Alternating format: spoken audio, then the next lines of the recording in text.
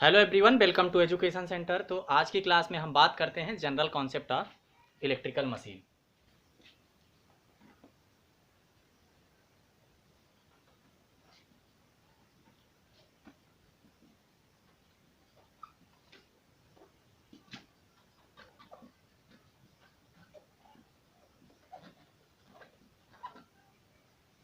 ठीक है, जो भी चीज़ें घूर्णन करती हैं, जो मशीनें घूर्णन करती हैं, तो आप ये हेडिंग हिंदी में डाल सकते हो।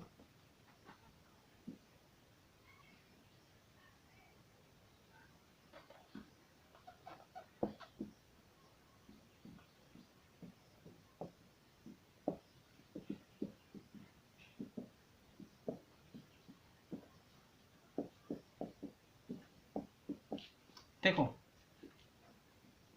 यहाँ पे लिखा है क्या?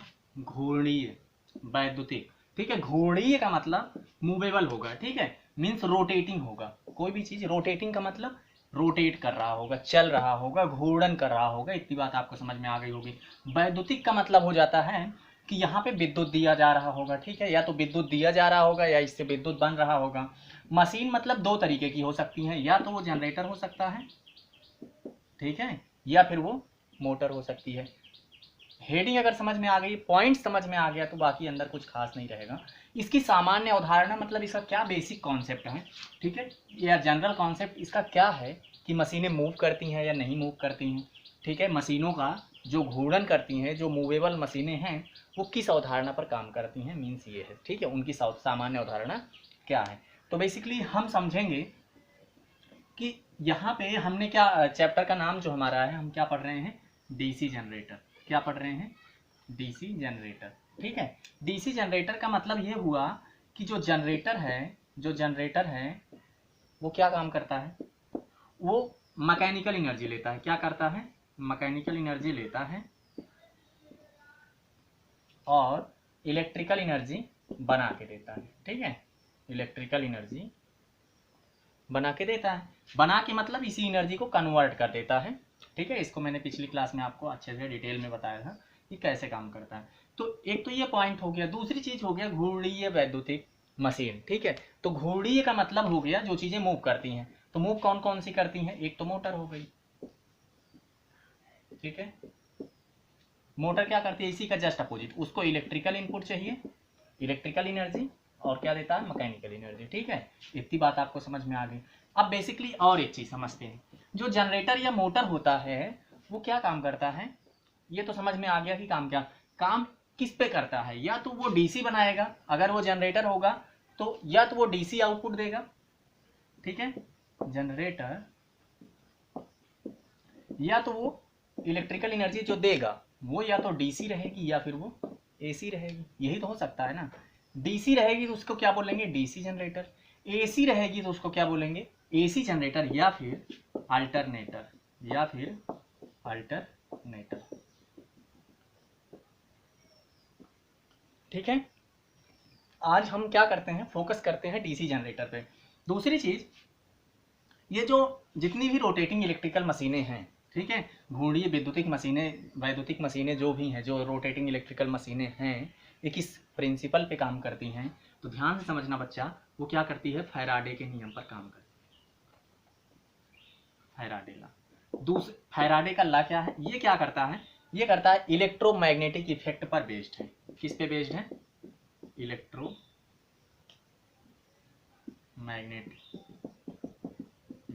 इलेक्ट्रोमैग्नेटिक इफेक्ट का अगर हिंदी में बोले तो विद्युत चुंबकीय प्रभाव। विद्युत चुंबकीय प्रभाव। विद्युत चुंबकीय प्रभाव बोले क्या है? तो विद्युत का मतलब हो गया विद्युत, चुंबकीय का मतलब हो गया चुंबक, और विद्युत और चुंबक के द्वारा एक इफेक्ट बनाया जाता है, जिसको बोला जाता है क्या? विद्युत चुंबकीय प्रभाव। ठीक है, जो उन दोनों से मिला के जो प्रभाव होता है, जो इफेक्ट आता है इन दोनों के मिलने से, उसे ही बोलते हैं विद्युत चुंबकीय प्रभाव। फैराडे का लॉ आपको पहले से ही पता है क्या होता है। फैराडे के लॉ हमने बताया था कि मैग्नेट है, मैग्नेट के बीच में कोई भी कंडक्टर आप डाल दो, तार, ठीक है, और इस तार को मूव कर दो, मूव करा दो, ठीक है, घुमा दो, चला दो। अगर ये तार आप गतिमान करते हो तो जो एन और यस इन दोनों के बीच में, ये मैग्नेट है, एन और यस क्या है? मैग्नेट है। और जब इसको आप घुमाओगे तो इसमें एक करंट आ जाएगी जो कि इलेक्ट्रिकल है। तो ये क्या हो गया, ये हो गया विद्युत, ये हो गया चुंबक। तो विद्युत चुंबकीय प्रभाव बन गया ना, मतलब करंट पैदा करना किस पे बनती है करंट, विद्युत चुंबकीय प्रभाव पे, फैराडे के लॉ पे, है ना, फैराडे के लॉ पे ही। इसका मतलब ये निकल के आया कि जितनी भी इलेक्ट्रिकल मशीनें हैं वो किस पे काम करती हैं, फैराडे लॉ ऑफ इलेक्ट्रोमैग्नेटिक, ठीक है, इफेक्ट, ठीक है, इलेक्ट्रोमैग्नेटिक इंडक्शन या फिर इफेक्ट, ठीक है। तो आपको इतनी बात समझ में आ गई कि जितनी भी मशीनें हैं वो किस पे काम करती हैं, फैराडे के लॉ पे काम करती हैं। फैराडे का लॉ क्या है, फैराडे का लॉ ये बताता है कि चुंबकीय क्षेत्र के अंदर कोई भी तार है उसको आप इतना घुमाओ कि इनके बीच में जो फ्लक्स हैं, ठीक है, जो चुंबकीय क्षेत्र की जो लाइन होती हैं वो कट करें। जब वो कट करती हैं तो इसमें करंट या फिर वोल्टेज बनता है, और जनरेटर क्या करता है, वोल्टेज बनाता है ना, करंट बनाता है, करंट फ्लो कराता है, ठीक है। तो इलेक्ट्रिकल एनर्जी में कन्वर्ट करता है। तो यहाँ पे हो गया ना इलेक्ट्रिकल एनर्जी कन्वर्जन, ठीक। तो किस पे ये पॉइंट ये समझ में आना है, विद्युत चुंबकीय प्रभाव पर आधारित है। मोटर होगी जब वो मैकेनिकल एनर्जी इलेक्ट्रिकल एनर्जी लेके मैकेनिकल एनर्जी में कन्वर्ट करेगी।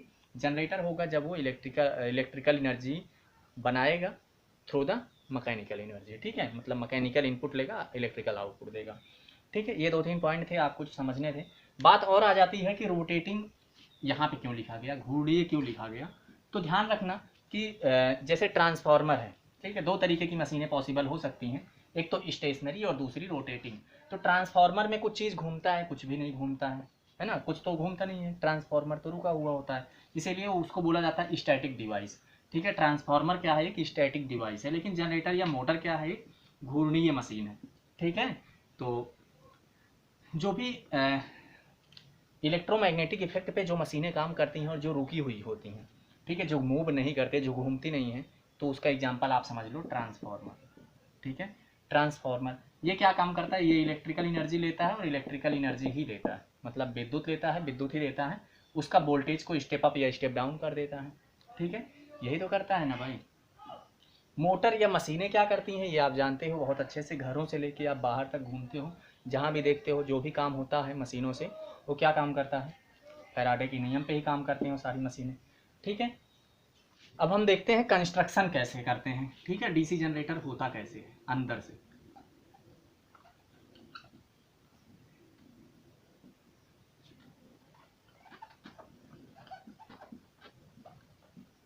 ठीक है, तो बहुत ही आसानी से समझना, देख के समझना एकदम ध्यान से, बहुत ही आसान है ये। सबसे पहले एक आपने गोला बना दिया, ठीक है, फिर उसके बाद ऐसे ऐसे करके 4 जगह बना दो, हमें जितने पोल लेने हैं उतने हिसाब से 2 लाइनें खींचना है, ठीक है। फिर उसके बाद ऐसे थोड़ा सा बढ़ा के ऐसे खींच दो इसको,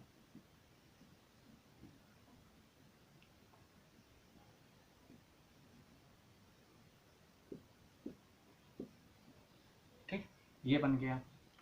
दूसरी चीज़ यहाँ पे क्या हो जाता है, आपका सैफ्ट हो जाता है, उसके ऊपर ब्रश हो जाता है, और ये समझ लो आपकी आर्मेचर वाइंडिंग, ये आर्मेचर है, ठीक। इसके अंदर वाइंडिंग जो की गई है उसको हम लिख देते हैं क्या, आर्मेचर वाइंडिंग,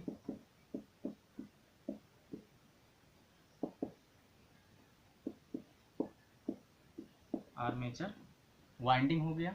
ये क्या है आपके, ये पोल है, ठीक है। ये सामने वाला क्या, ये जो ऐसे है ना, ये पोल का ही आगे वाला भाग है, इसको हम बोल देते हैं पोल फेस, ठीक है। और इस पोल पे हम वाइंडिंग करते हैं, ठीक है, सारे पोल पे वाइंडिंग होती है, ठीक है। और इन पोल को आपस में पहले कनेक्ट कर लो आप कुछ इस तरीके से, ठीक है। अब ये जो वाइंडिंग होती है, ठीक है, सबसे पहले ये, हाँ, ये कनेक्ट कर लिया, इस पे एक वाइंडिंग ये हो गई, ठीक है, ये वाइंडिंग इसके थ्रू, फिर इसमें, फिर इसमें घुमा के एक वायर ये आ गया, ठीक है। इतनी बात आपको समझ में आ गई होगी। ऊपर वाले पार्ट को, ये इसको ऐसे करके इसको हम बना देते हैं बेस, ये क्या है आपका बेस है, ठीक है, जिसपे मोटर, जैसे मोटर रखी जाती है, नीचे वाला पार्ट है ये, ठीक है। ये क्या है, ये बीच वाला जो पार्ट है, ये वाला जो पार्ट है, इसको बोलते हैं क्या, रोटर, क्या बोलते हैं, रोटर, ठीक है। इस वाले पार्ट को छोड़ के ये वाला पार्ट, ये जिस पे वाइंडिंग की गई है ना, ये क्या हो गया आपका स्टेटर। ठीक, स्टेटर हो गया, रोटर हो गया, ठीक है, ये बेस हो गया। इतनी बात आपको समझ में आ गई।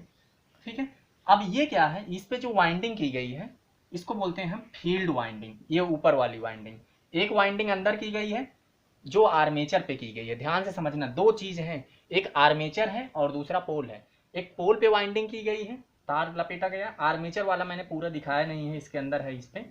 ठीक है, और ये क्या है आपका, ये क्या है आपका सैफ्ट है। ठीक है, साफ्ट जिसको आप बोलते हो हिंदी में साफ्ट। ठीक, तो ये एक सैफ्ट है। इस सैफ्ट के ऊपर आपने ब्रश लगा रखा है, इसको बोलते हैं हम क्या, ब्रश।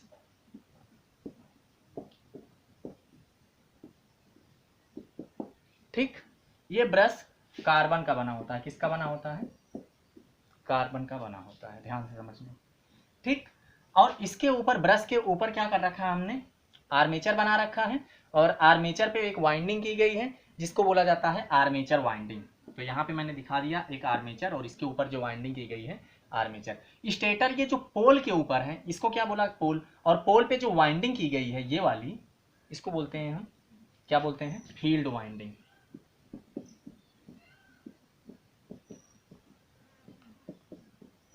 ठीक, फील्ड वाइंडिंग। ठीक है, इस पे एक सप्लाई प्लस माइनस दे देंगे। ठीक है, अच्छा ये जनरेटर होगा तो सप्लाई इसमें बाहर की ओर जाएगी, बताओ हाँ या ना। ठीक है, अगर ये जनरेटर होगा तो सप्लाई बाहर की तरफ जाएगी। क्यों बाहर की तरफ जाएगी, क्योंकि अब ये विद्युत बना के दे रहा है ना, ये देगा ना। ठीक है, अगर यही मोटर होता तो सेम कंस्ट्रक्शन होता, इसमें करंट अंदर की तरफ आ रही होती, बाहर से इसमें विद्युत अंदर की तरफ आ रही होती, बस यही चीज है।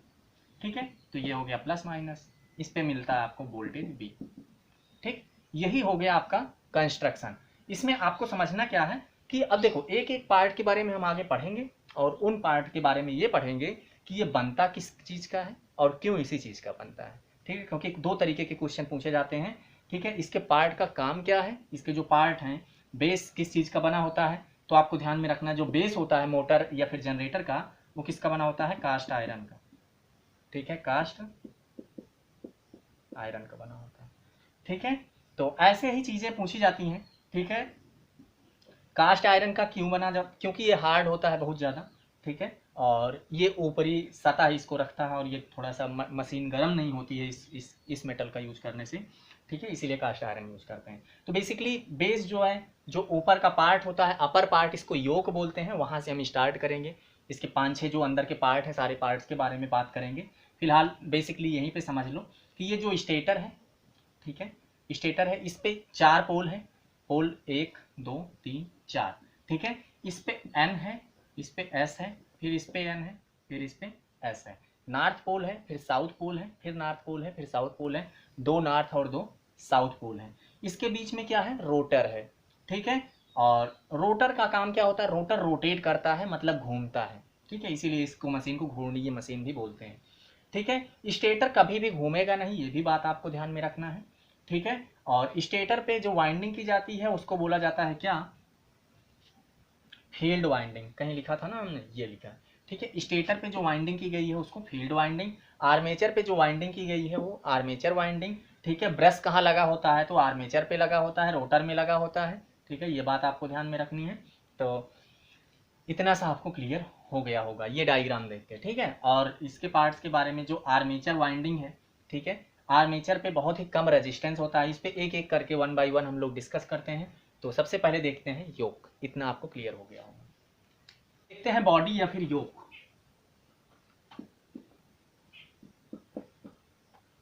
ठीक है, जो जनरेटर या मोटर का जो ऊपरी पार्ट होता है, ये वाला,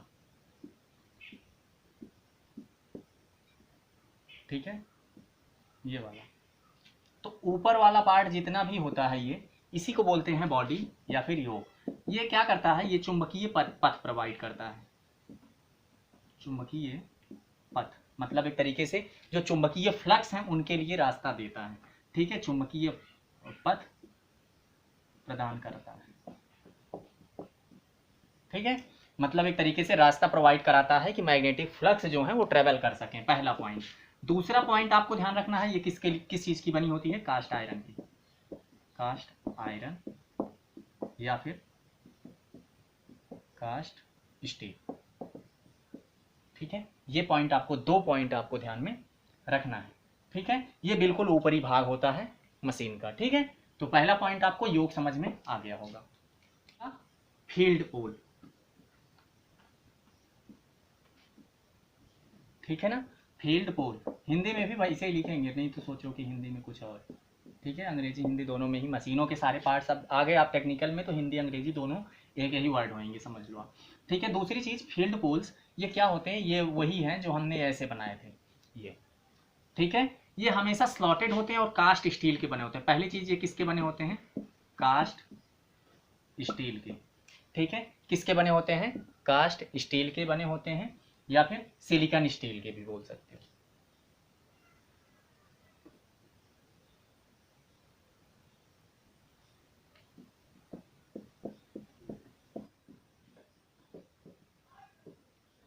सिलिकॉन स्टील या फिर एनील्ड स्टील। ठीक है, एनील्ड स्टील। ठीक है, ये तो कोई भी ऑप्शन देखें कि फील्ड पोल किस चीज का बना होता है, ये बना होता है। ठीक है, दूसरा क्या काम करता है, ठीक है, ये करता है चुंबकीय फ्लक्स प्रोवाइड कराता है। ठीक है, चुंबकीय क्षेत्र स्थापित कराता है।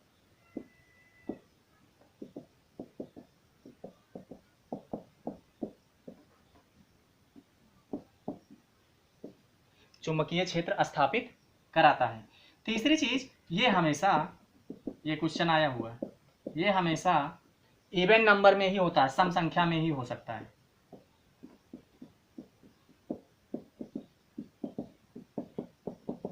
ठीक है, तो 3 पॉइंट मैंने मिनिमम, कम से कम, जितना ज्यादा से ज्यादा और कम से कम, यही समझ लो आप। ठीक है, जितना इंपॉर्टेंट था, अगर 3 पॉइंट ये आपको क्लियर है तो फील्ड पोल से और कोई क्वेश्चन आएगा नहीं जो आपसे पूछा जा सके। ठीक है, फील्ड पोल्स का मतलब ये हुआ, इसके अंदर ये जो स्लॉटेड होते हैं, ठीक है, ये स्लॉटेड होते हैं।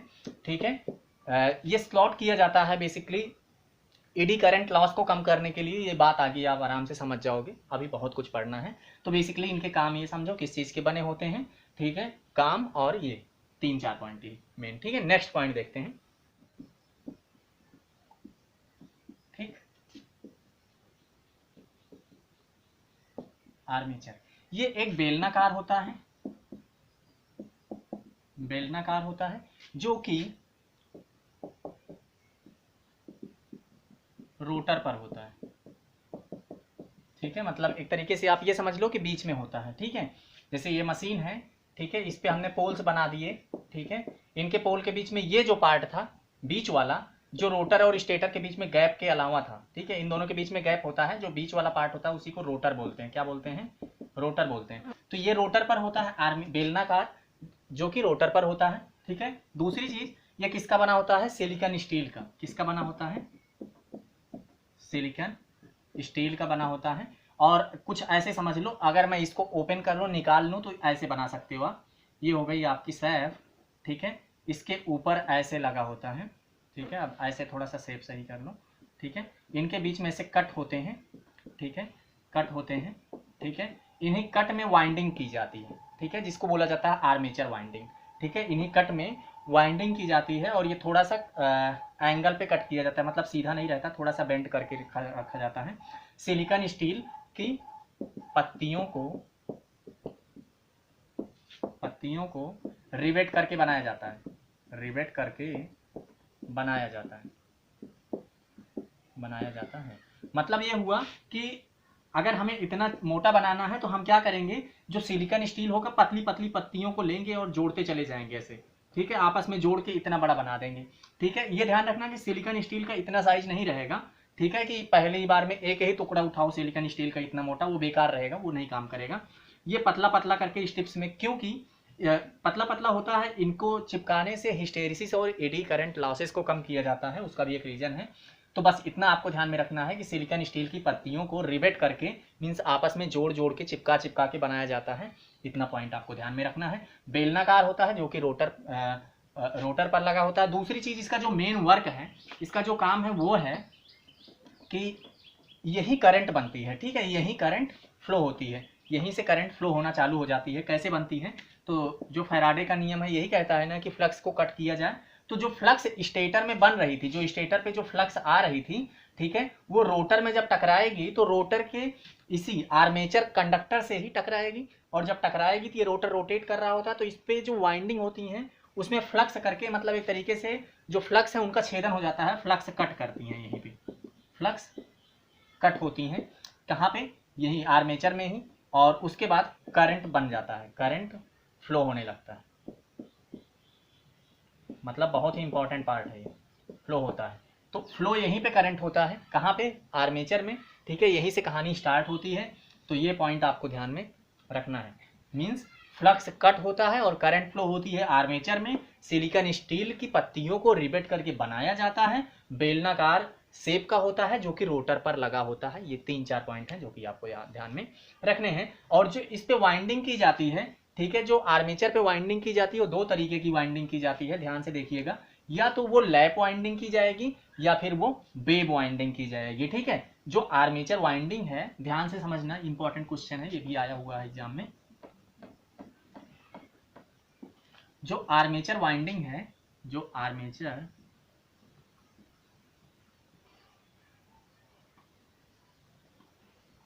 वाइंडिंग है, इसमें 2 प्रकार की वाइंडिंग हो सकती है, या तो एक लैप, हिंदी में भी यही बोलेंगे, एक लैप या फिर वेव, ठीक है, लैप या फिर वेव। इसमें जो क्वेश्चन पूछा जाता है वो इसके पैरेलल पाथ को लेके पूछा जाता है, इसके समांतर रास्ते के बारे में पूछा जाता है। तो लैप वाइंडिंग में ए बराबर पी होता है। ए क्या है आपका, पैरेलल पाथ है, समांतर पथ, ठीक है, अंग्रेजी में बोलेंगे पैरेलल पाथ, ठीक है। जबकि वेव वाले में, ठीक है, वेव वाले में ए बराबर 2 होगा, ठीक है। ए क्या है, बता ही रखा है आपको, पैरेलल पाथ। पी क्या है, number of poles, number of poles, ठीक है, मीन्स जो पोल्स हैं उनकी संख्या, ठीक है, पोलों की संख्या, ठीक। तो इतना पॉइंट आपको ध्यान में रखना है, यहां से क्वेश्चन बना हुआ है, तो आपको ये ध्यान में रखना है कि जो आर्मेचर पे वाइंडिंग होती है वो 2 प्रकार की जा सकती है, एक तो लैप वाइंडिंग, दूसरा वेव वाइंडिंग। लैप वाइंडिंग में ए बराबर पी ध्यान में रखना है, वेव वाइंडिंग में ए बराबर 2 ध्यान में रखना है। ए क्या है आपका, पैरेलल पाथ है, समांतर रास्ते हैं, ठीक है। अगर आर्मेचर यहाँ पे नोट करके लिख लेना, नोट कि आर्मेचर के साथ में अगर स्लिप रिंग जोड़ दिया जाए, स्लिप रिंग, तो जो विद्युत मिलेगी, जो जनरेटर जनरेट करेगा वो एसी करेगा, ठीक है, एसी आउटपुट देगा। जबकि, ठीक है, इसी आर्मेचर में स्लिप रिंग की जगह कम्यूटेटर अगर जोड़ दिया जाए स्लिप रिंग की जगह, तो ये सप्लाई जो देगा वो डीसी देगा। बहुत ही महत्वपूर्ण पॉइंट है, ठीक है, कई बार ये क्वेश्चन पूछा गया है, तो ये आपको ध्यान में रखना है कि आर्मेचर में 2 चीजें बड़े काम की हैं, एक तो कम्यूटेटर, दूसरा स्लिप रिंग। अगर स्लिप रिंग के साथ में जुड़ा है आउटपुट एसी, अगर कम्यूटेटर के साथ में जुड़ा है आउटपुट डीसी, ये बात आपको ध्यान में रखनी है। अब बात करते हैं हम किसकी, कम्यूटेटर की, ठीक है, बहुत ही अच्छा पॉइंट है कम्यूटेटर। तो अभी हमने बात की कम्यूटेटर क्या काम करता है। कम्यूटेटर आर्मेचर पे लगाया जाता है, point number 1। Point number 2, commutator जो होता है ये क्या काम करता है, ये काम करता है एसी से डीसी में कन्वर्ट करता है, एक तरीके से रोटेटिंग मशीन में ही लगता है, ये भी बात आपको ध्यान में रखनी है, ठीक है। कम्यूटेटर,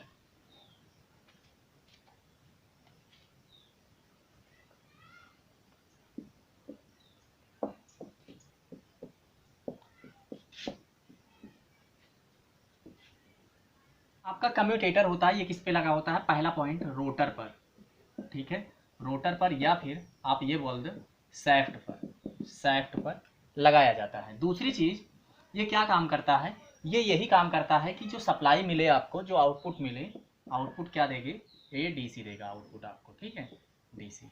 मतलब एक तरीके से ये है कि जो एसी बन रही थी जनरेटर में, वो हमेशा ही एसी बनती है, ये भी जानते हो। तो अगर उसको कम्यूटेटर में जोड़ दिया जाए, अगर रोटर के साथ में कम्यूटेटर लगा है, ठीक है, कम्यूटेटर, तो ये क्या काम कर देगा, इसे डीसी में कन्वर्ट कर देगा, बस इतना सा ही काम होता है। तीसरी चीज, ये इसमें जो ये किस चीज़ का बना होता है, तो ये ध्यान रखना, हार्ड ड्रॉन, ठीक है, कॉपर, ठीक है, तांबे की पट्टियों को बेकेलाइट के बेस पर कसकर बनाया जाता है। ये पॉइंट आपको ध्यान में रखना है, ठीक है। ये बहुत इंपॉर्टेंट पॉइंट है। पहली चीज तो हार्ड ड्रॉन कॉपर का बना होता है, बस इतना सा ध्यान रखना है कि किस चीज का बना होता है, हार्ड ड्रॉन कॉपर का। हार्ड ड्रॉन का मतलब ये हार्ड ड्रॉन मतलब एक तरीके से बहुत ही टाइटली जो होती है कॉपर की ब्लेड्स होती हैं, उनको बेकेलाइट के बेस पे कसा जाता है और कस के तब बनाया जाता है, ठीक है। पट्टियों को एक दूसरे के साथ में चिपका के उसके ऊपर कसा जाता है, ठीक है। इतनी बात आपको ध्यान में रखनी है। दूसरी चीज, जो इन दोनों पट्टियों के बीच में आपस में एक दूसरे से पट्टियां चिपके ना, इसकी करंट इसमें ना डायरेक्ट हो जाए, उसके लिए माइका इंसुलेशन का इस्तेमाल किया जाता है। चौथा पॉइंट, ठीक है। तो इंसुलेशन जो होता है, इंसुलेशन का मतलब इन दोनों को, जैसे दो तार हैं, हमें खुले तार लेके जाने हैं, तो उन दोनों को किसके कागज या फिर किस पेपर के थ्रू कस दिया जाए, तो ये इसकी करंट इसमें, या टेप लगा दिया जाए, इसकी करंट इसमें, आपस में एक दूसरे से ना करंट फ्लो करे, जबकि चिपका के लेके जा रहे हो, समझ रहे हो, तो उसी को बोलते हो इंसुलेशन। तो इंसुलेशन का मतलब किस चीज़ का इंसुलेशन होता है, तो इसमें जो दोनों पट्टियों को आपस में इनकी मैग्नेटिक लाइंस और इनके बीच में जो करंट फ्लो कर रही है वो आपस में एक दूसरे के साथ शेयर ना करे, उसके लिए जो चीज़ लगाई जाती है उसको बोलते हैं इंसुलेशन। और इंसुलेशन किस चीज़ का होता है, माइका का, माइका, ठीक है। इंसुलेशन का इस्तेमाल किया जाता है। ये पॉइंट आपको ध्यान में रखना, ठीक है। 4 पॉइंट हो गए। और क्या ध्यान दे सकते हो इसमें, कम्यूटेटर, ठीक है। ये किस पे लगा होता है, रोटर या सैफ्ट पे लगाया जाता है, ये भी बात आपको ध्यान में रखनी है। एक और चीज़ ध्यान रखना है आपको कि जो कम्यूटेटर होता है उसके साथ में एक वाइंडिंग लगाई जाती है, जिसको बोला जाता है, 4 पॉइंट हो गए ना, 5वां, एक कंपनजेटिंग वाइंडिंग का इस्तेमाल किया जाता है। कंपनजेटिंग वाइंडिंग, ठीक है। ये किस लिए इस्तेमाल किया जाता है, इस कम्यूटेटर के साथ में, इस कम्यूटेटर के ऊपर, ठीक है, एक वाइंडिंग की जाती है, ठीक है, जिसको बोला जाता है कंपनजेटिंग वाइंडिंग। ये किया जाता है स्पार्कलेस के लिए, स्पार्क ना हो, स्पार्क मतलब आग की जो चिंगारी हो, चिंगारी ना हो, क्योंकि एसी से डीसी जब ये बना रहा होता है तो वहाँ स्पार्क होने के चांसेस बढ़ जाते हैं, ठीक है। तो जब स्पार्क होने के चांसेस बढ़ जाते हैं तो स्पार्क ना हो, ठीक है, इसके लिए एक वाइंडिंग इस्तेमाल की जाती है वहाँ पर, जिसको बोला जाता है कंपनजेटिंग वाइंडिंग। ये जो कंपनजेटिंग वाइंडिंग है ये कार्बन ब्रश और इंटरपोल्स के ऊपर भी लगाई जाती है।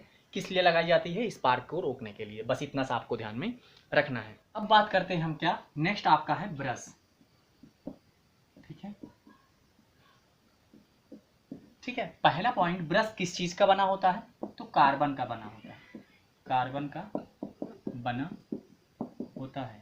लेकिन अब बात कर लेते हैं बड़े क्षमता की, बड़े क्षमता वाले जनरेटरों की। बड़े क्षमता के जनित्र में, जनित्र मीन्स जनरेटर में क्या लगाया जाता है, कार्बन के साथ में कॉपर भी मिक्स किया जाता है। मीन्स कॉपर और कार्बन को मतलब मिक्स करके, है ना, ऐसे लिख लो आप, को मिक्स करके बनाते हैं इस ब्रश को, ठीक है। इसका काम क्या होता है, इसी ब्रश के थ्रू, ठीक है, इसी से जो करंट होती है वो बाहरी परिपथ को निकलती है या जाती है, दी जाती है। मतलब एक तरीके से ये समझ लो कि जो वायर है, जो आउटपुट मिलेगा, जो हमें जनरेटर में इलेक्ट्रिसिटी मिलेगी, विद्युत मिलेगा, वो किसके थ्रू मिलेगा, हमें ब्रश के थ्रू मिलेगा। जो करंट हमें मिलेगी वो कहाँ से निकल के आएगी, ब्रश से निकलेगी। ये बात आपको ध्यान में रखना है। तो एक चीज़ ये हो गई कि करंट इसी से निकलती है, मीन्स आउटपुट यहाँ से निकलता है, ठीक है। करंट ब्रश के थ्रू ही निकलता है। ब्रश कार्बन का बना होता है। बड़े क्षमता में कार्बन के साथ में कॉपर को मिक्स करके इसको बनाया जाता है। और स्पार्कलेस मतलब जो आउटपुट मिले वहाँ पे चिंगारी ना हो, उसके लिए इस ब्रश को हमेशा एमएनए पर शिफ्ट करते हैं। किस पे लगाते हैं, हमेशा इसे MNA का मतलब हो गया मैग्नेटिक न्यूट्रल एक्सिस।